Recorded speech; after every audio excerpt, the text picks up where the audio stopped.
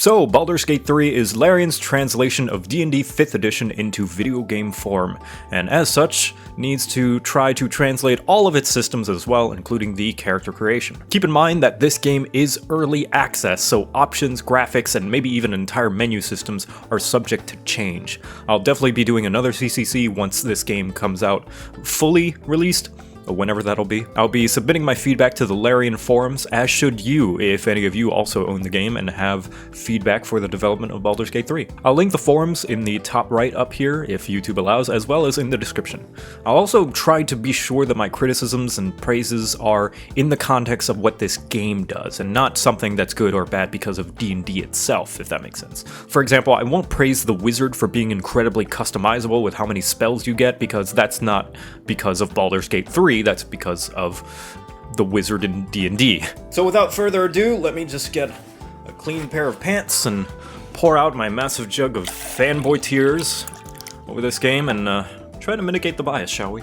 So, when you first start making your character, there is a short intro cutscene that you can thankfully skip, even if you're having your first time playing through. Then you are brought to this screen, where there's a brief overview of your character, from basic characteristics to their stats and spells and features and whatever else comes with it. Your first option is choosing your origin, very similar to Divinity Original Sin 2. These are pre-existing and handwritten characters with already established personality traits, backstories, goals, all that stuff. And will even have unique dialogue options that a custom origin character will not. Otherwise, whoever you don't pick will be a recruitable companion later in the game. For now, at the time of this video, October 7th, 2020, you cannot play as any of the origin characters. Perhaps in the future, with an update or when the game eventually gets fully released, you can. You can also name yourself and pick a background. This includes all of the backgrounds from the 5e player handbook, and the appropriate bonuses for them as well. Next option, if you go with a custom origin, is your character race. In the early access version, there are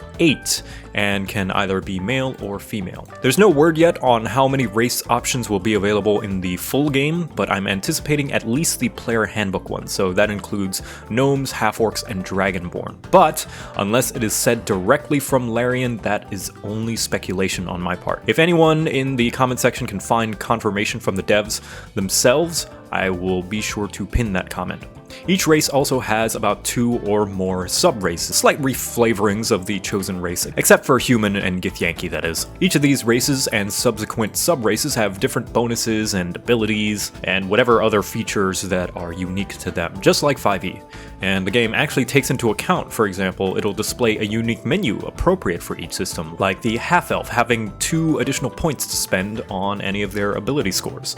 Then, on the appearance tab, you have your voice, which, nicely enough, you can have a feminine voice for a masculine character and vice versa if you so want. You then have head and skin options, hairstyles, eye color, hair color, facial hair, which funnily enough can be on the female characters as well, and a few other options unique based on which race you pick, like tiefling horns. What's interesting though is, although you have a preset kind of palette of skin colors, there is this little option that you can checkmark to include all available colors regardless of race. So if you want to be a green tiefling or some abomination like a pink Githyanki, you can, you monster. And that color option includes things like the hair and the eyes and tattoos as well. You are not limited to the palette of your character's race. Then we have classes. The early access version has 6 of the 12 original D&D classes, and Larian Studios has said that they will include the rest by the game's release. This does, however, mean that there are no plans as of now to include the newly created Artificer class, so I wouldn't hold my breath for it. Each class has its own unique options like spells and features depending on the class, just like the tabletop game, and selecting each one will give you said options to pick from. Like if I pick a cleric, it will tell me to choose my cleric spells. If I pick a ranger, it will ask me what my favorite enemy and preferred terrain is. We then have have skills, which let you pick the various skills to be proficient with based on whichever class you pick. And then finally, you have ability scores, which are the various different attributes to your character and their capabilities and all that good stuff. Each one, aside from Constitution, has a little drop down that shows which skill that ability is attributed to. Anyone familiar with 5th edition will notice that you use the point buy system, where you have a pool of points to distribute between all of your ability scores. Some people may prefer that if you could roll, the usual 4d6, drop the lowest, or do standard array, but I don't think the game is worse for going this route. And if you're new to D&D and don't know what stats you should have for what class, there's also a use recommended button, which will just distribute the stats in a fairly nice way to fit the class you pick. And once you finish creating your character, the game has you create who you dream of, or attracted to, or something. I'm unsure as to what this entails, but I'm willing to guess it has something to do with the game's romance system or something. Either way, it's got a companion creator too, so that's pretty cool. One more thing I wanted to mention is that just about everything in this character creator has an accompanying tooltip associated with it, just in case you're not familiar with D&D systems and need to know what things do. It's just a hover away. And normally I would go into what's bad and then what's good, but because this is a unique scenario where I'm critiquing an early access game, one that comes from a source material with lots and lots of things that people really wanted to be included, I'm going to mention briefly some concerns that shouldn't be considered negatives that I do often see being thrown around a lot as negatives. Firstly, the lack of options. This is an early access game, and things are bound to be missing or unfinished. Secondly, and this is the one that I see more often than not, and this will also extend to the final game once it releases as well, something that you want or expect to be in the game despite the fact that the developers never promised or said that they would include it, and it not being there is not a valid form of criticism. I don't think it's really fair to criticize an entire orchestra as bad just because it doesn't have a trombone in it. This mostly extends to what the available races may be in the final game. When I was streaming this, someone mentioned that they would not buy the game if there were no Dragonborn option. And frankly, I hope this doesn't sound too harsh, but that seems a little bit closed-minded to me. I'm not trying to sell this game. I am biased towards this game. I like it a lot. But I'm not trying to say this to try and deflect any criticisms. But I don't think criticism for what a game isn't is very good criticism, nor is it useful. You can't say an FPS is bad because it doesn't have a baby-making mechanic like The Sims.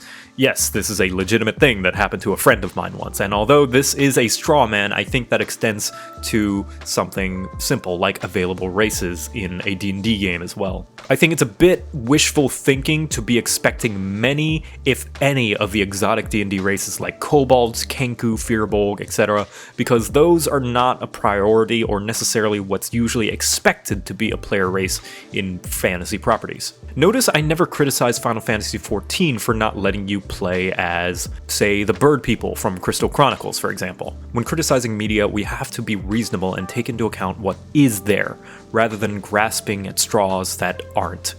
I say this completely aware of the irony of how I like to harp on about body options, but hey, we're all hypocrites about some stuff in some fashion, right? What's going to be reasonable critique that's relevant to the thing you're criticizing will always be subjective, I suppose. That was just my perspective on the situation. I wanted to throw in my 2 cents, and I hope people can realize that mindset a little bit better, and maybe not get too upset whenever they realize, wait, what do you mean you can't play Tortle in this game? Anyway, let's talk about the bad. Firstly, throughout the entire character creator, most of the selectable list options are using this arrow button system, and I am personally not a fan.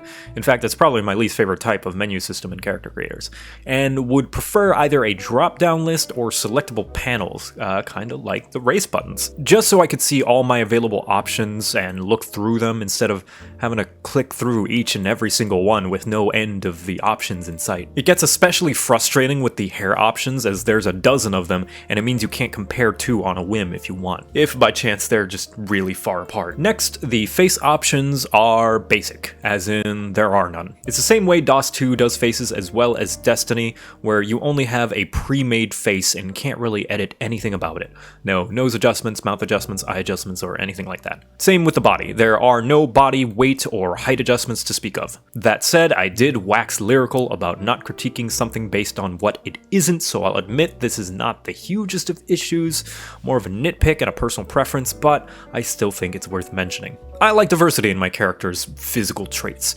People come in all shapes and sizes without it impeding on their physical performance, and I think that should be reflected. Regarding the options you are given though, there's very few.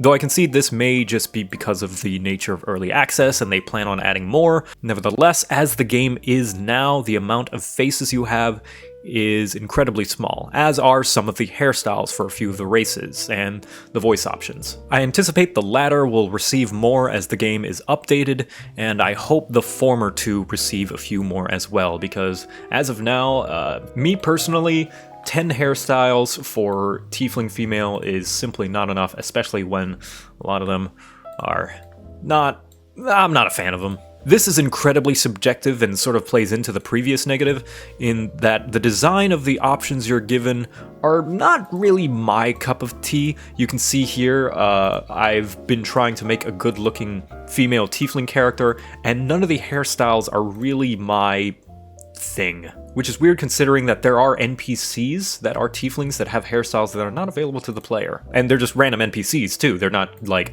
important, significant characters that have to have a unique look. This opinion in particular is going to differ from person to person, but to me, a handful of the races have not had a single face or hairstyle that I like.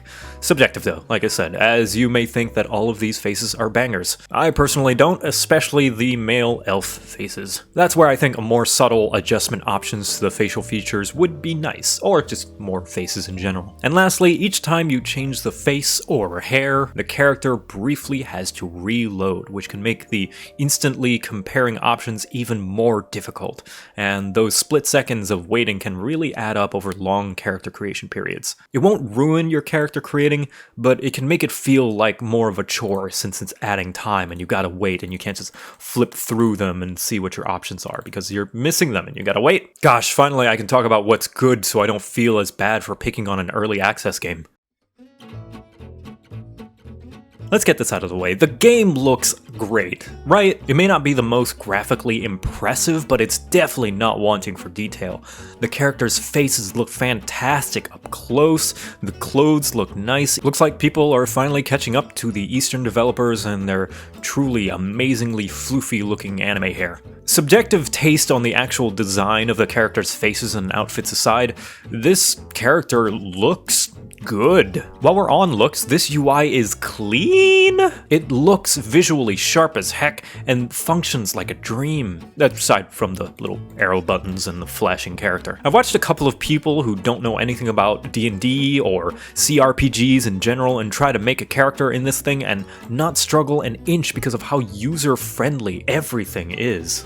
It's all clear and straightforward, and all the tooltips are just a brief hover away, and it doesn't bombard you with intimidating amounts of information text like some people think D&D is like. There's a tooltip and just enough information for just about everything that needs it in this creator. A nugget of praise I think I should mention is that you can have a masculine or feminine voice no matter what gendered body you pick, as well as beards for everybody who allows it, regardless of gender as well, except for the elves.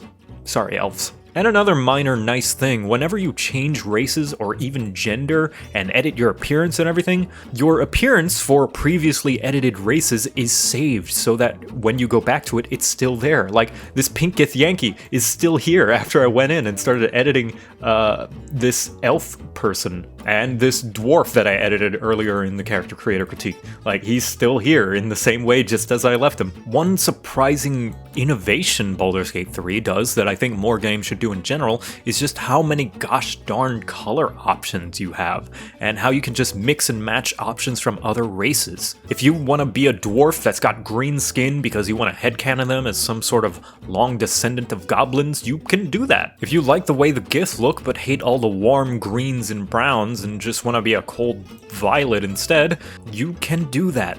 This opens up a load of possibilities to make really unique characters despite the very limited face and hair options.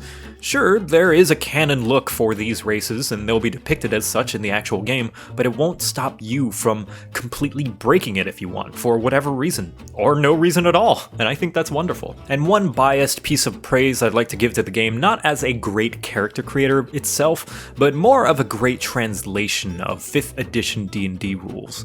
Aside from a few adjustments to some features and spells to better fit a video game, this is a near perfect recreation of making a character in 5th edition. And I really mean it when I say you could use this as a legitimate 5e character creating tool.